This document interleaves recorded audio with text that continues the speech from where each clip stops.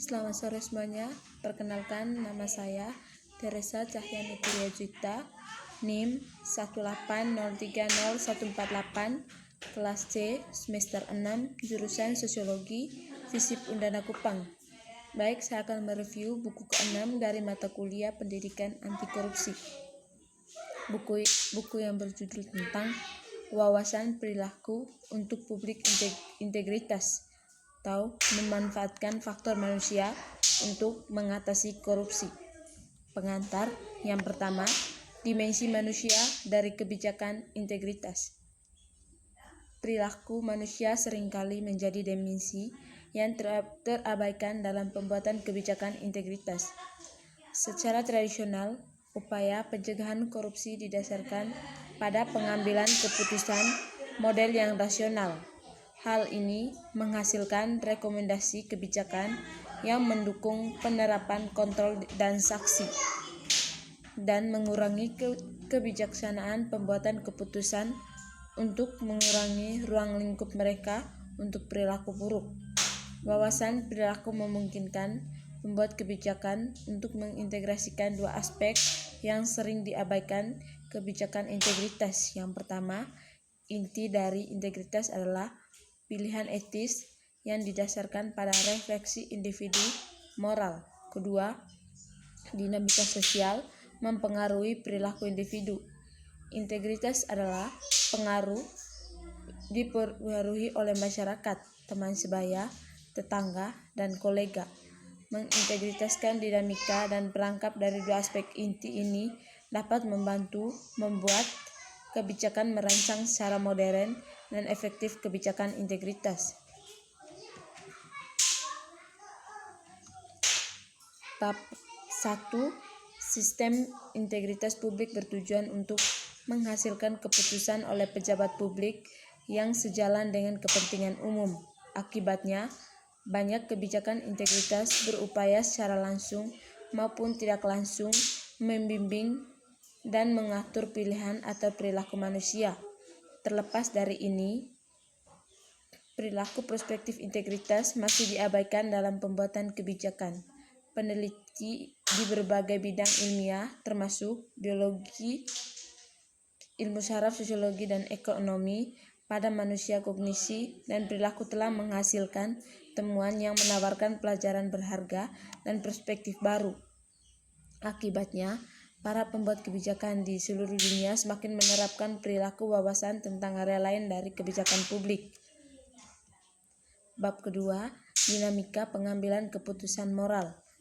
Kebijakan integritas seringkali didasarkan pada pemahaman bahwa orang akan mengeksploitasi peluang untuk melakukan kesalahan setiap kali keuntungannya bernilai berisiko berpotensi negatif konsekuensinya. Dengan kata lain, individu tertangkap diasumsikan kemungkinan menimbang atau yaitu ketatnya kontrol internal dan eksternal dan mekanisme deteksi dan sanksi berikut terhadap keuntungan yang tidak semestinya yang bisa mereka peroleh melalui tindakan. Implikasi kebijakan dari pandangan seperti itu melibatkan pemantauan pelaksanaan tingkat tinggi. Namun, dalam kehidupan sehari-hari, moralitas seringkali diperspektifkan sebagai karakter sifat. Ketika dihadapkan pada pilihan terkait integritas, diasumsikan bahwa seseorang akan melakukannya berkonsultasi dengan nilai-nilai pribadinya dan bertindak sesuai dengan nilai-nilai itu. Memang perilaku korup seringkali diartikan sebagai perpanjangan dari karakter buruk dari mereka yang terlibat. 2.1 Pilihan moral. Siapa yang dipikirkan oleh pembuat kebijakan saat merancang kebijakan integritas? Ambil jalan lain. Siapa yang bertindak tidak etis? Jawaban atas pertanyaan ini sangat penting dalam menargetkan kebijakan integritas.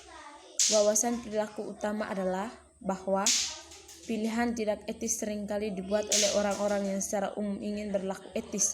Namun banyak kebijakan integritas tidak memperhitungkan kemungkinan bahwa kompas moral individu-individu ini mungkin gagal.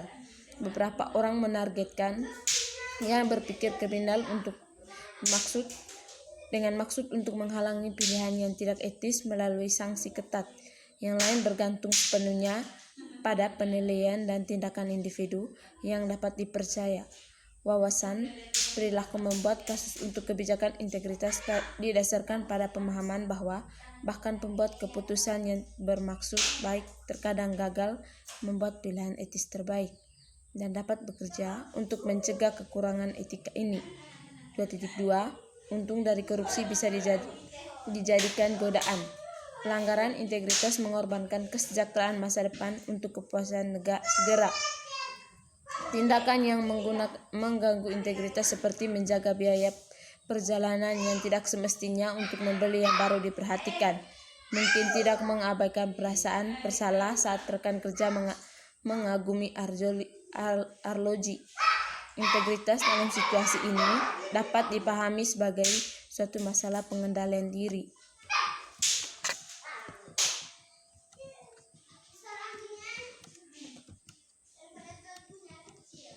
Dalam menghadapi godaan tersebut, orang sering bertindak dengan pandangan yang pendek dan menunjukkan kurang kemauan. Oleh karena itu, pendekatan perilaku mencoba membantu individu memasukkan manfaat jangka panjang ke dalam keputusan mereka. 2.3 Pembenaran membuka ruang gerak moral. Untuk menghindari menunjuk kembali citra diri moral mereka, orang sering mencapai pembenaran untuk tingkah laku mereka. Pembenaran mengatasi kesenjangan antara ideal moral seorang dan aktualnya tingkah laku. 2.4 Korupsi seringkali terasa seperti kejahatan tanpa korban. Transaksi korup seringkali melibatkan perantara, kualitas rahasia, dan tidak terlihat ganti rugi. Kerusakan akibat korupsi seringkali jauh dari perilaku korupsi. Ini membuatnya lebih mudah untuk menolak tanggung jawab dan mengurangi beban moral terlibat di dalamnya korupsi. Bab 3. Integritas dalam konteks interaksi sosial. Yang pertama, transpirasi bukanlah tujuan itu sendiri. Ruang gerak moral bagi membuat keputusan berkurang ketika aktor lain terlibat. Sebuah individu ketika sendiri akan menjadi orang pertama yang diyakinkan tentang tindakan moral. Pengamat luar yang tidak biasa mungkin tidak mudah diyakini oleh pembenar ditawarkan. Yang kedua, peran timbal balik untuk integritas. Penentu sosial dari perilaku etis dapat dipahami secara luas dengan satu konsep. Yang pertama, timbal balik. Timbal balik adalah perilaku sosial yang dapat diamati pada derajat yang berbeda di setiap budaya di dunia dan merupakan hasil mendasar bagi spesies.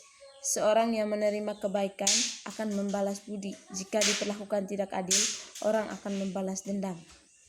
Namun, timbal balik juga merupakan inti dari banyak interaksi yang korup. Sejak korupsi, kesepakatan korup tidak bisa ditegaskan melalui lembaga formal seperti disediakan oleh sistem peradilan. Bab 4. Menerapkan wawasan perilaku untuk kebijakan integritas. Pada dasarnya ada dua pendekatan untuk menerapkan wawasan perilaku terhadap integritas kebijakan. Yang pertama, memikirkan kembali kebijakan integritas yang ada dan desain sistem integritas yang terkait bukti pelaku. Yang kedua, merancang intervensi khusus untuk memperbaiki perangkap perilaku, memperbaiki kebijakan yang ada atau mengaktifkan perilaku tertentu. Yang pertama, perspektif yang berpusat pada manusia tentang sistem integritas. Rekomendasi OECD tentang integritas publik memberikan visi bersama tentang inti elemen dari sistem integritas. Hal ini mengalihkan fokus dari kebijakan integritas ke arah pendekatan komprehensif berbasis risiko dengan penekanan pada pengembangan budaya integritas di seluruh masyarakat. Komitmen menunjukkan komitmen pada politik tertinggi dan tingkat manajemen dalam sektor publik untuk meningkatkan integritas dan mengurangi korupsi. Tujuan di atas penting untuk integritas. Komitmen yang tidak ambigu untuk sistem integritas tempat bagaimana integritas diperdebatkan dan diperspektifkan di seluruh sektor publik dan masyarakat. Mendefinisikan, mendukung, mengendalikan, dan menegakkan integritas publik mengirimkan pesan yang jelas untuk dihargai dan dilindungi. Dalam hal ini, logika timbal balik tidak langsung ini biasa berfungsi sebagai motivasi bagi orang lain dalam sistem integritas untuk menjunjung tinggi nilai-nilai tersebut.